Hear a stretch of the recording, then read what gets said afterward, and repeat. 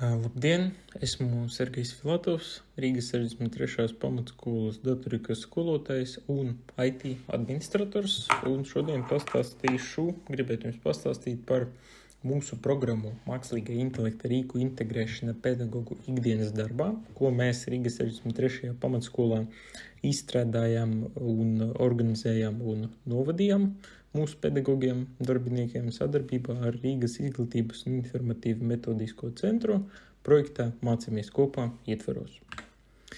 Tātad īsumā pastāstīšu par mūsu programmu. Tas mērķis bija dot skolotājiem zināšanas un prasmes izmantot mākslīgo intelektu kā atbalsta rīku ikdienas pedagoģiskajā darbā, uzlabojot mācību satura plānošanu, individuālu pieeju skolēniem, kā arī darba efektivitāti, izmantojot mākslīgā intelekta tehnoloģijas.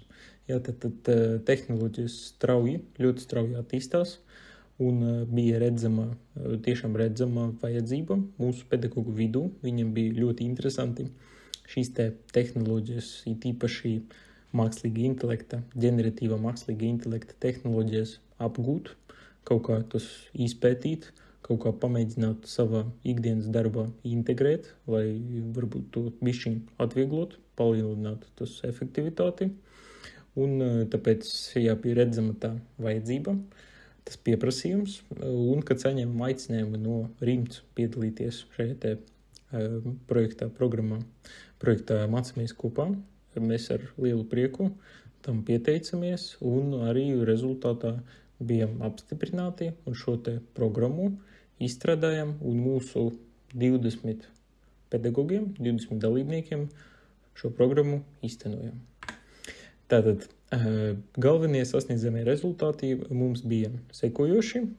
Kopumā vispār tie bija daudz vairāk, bet tie ir tādi 3 kodolīgākie, vissvarīgākie, ka pirmais skolotāji izprot ģeneratīvā mākslīgā intelekta darbības principus un prot veidot efektīvus jautājumus. Otrais, ka skolotāji attīsta un pielieto prasmes izmantot mākslīgā intelekta rīkus mācību satura plānošanā, individuālajā pieeja skolēniem, mācību materiālu veidošanā un kopumā darba efektivitātes uzlabošanā. Ja, un trešais, skolotāji rāda un izmanto mākslīgā intelekta palīdzībā veidotus materiālus, diskutē par to ētiku, drošību un privātumu, kā arī dalās pieredzē ar kolēģiem. Tātad kopumā materiāla bija ļoti daudz. Skolotājiem bija organizētas 13 akademiskās stundas kopumā, kas tika sadalītas pa 7 nodarbībām. Jā, tātad bija ļoti šausmīgi daudz materiāla, daudz informācijas, daudz prakses.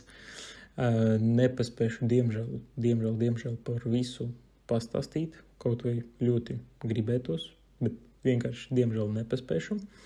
Pamēģināšu tagad ļoti īsumā pastāstīt par to, par ko mums bija katra nodarbībā, un vai tad mums galu galā izdevās mūsu to mērķi sasniegt. Ja? Tātad pirmajā nodarbībā runājam par ievadu mākslīgā intelektā un tā pielietojumiem izglītībā. Runājam par to, kas vispār tas ir, un sarunājam, ka mēs ar to mākslīgo intelektu sadarbosimies, nebaidīsimies no tā, nedomāsim, ka tas ir kaut kādas tur,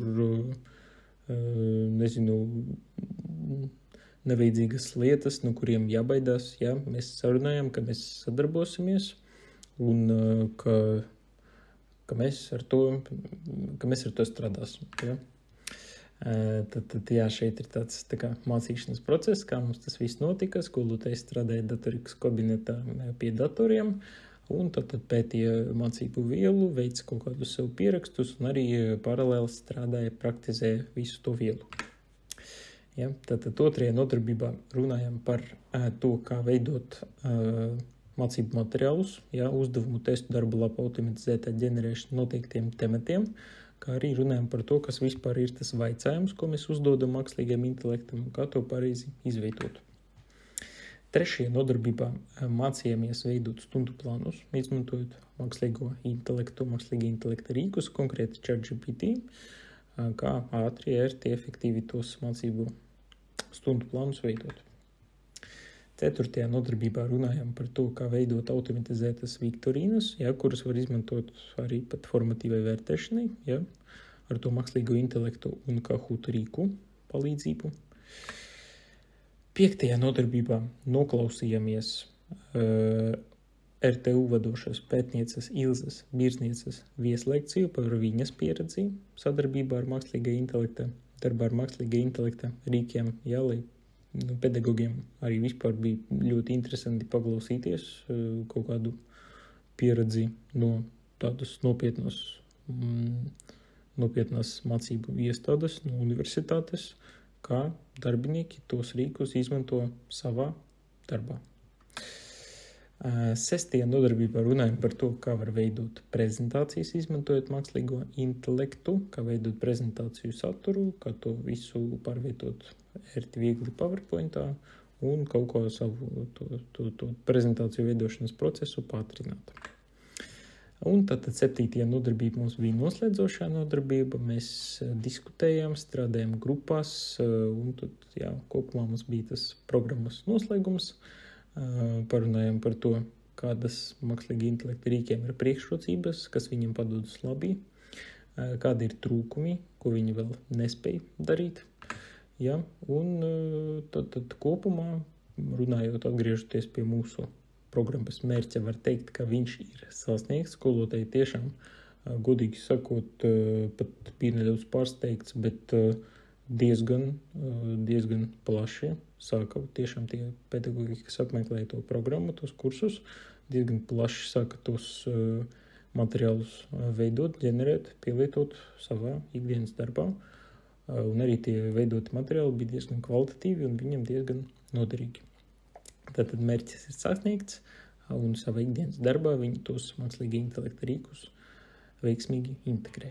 Ja?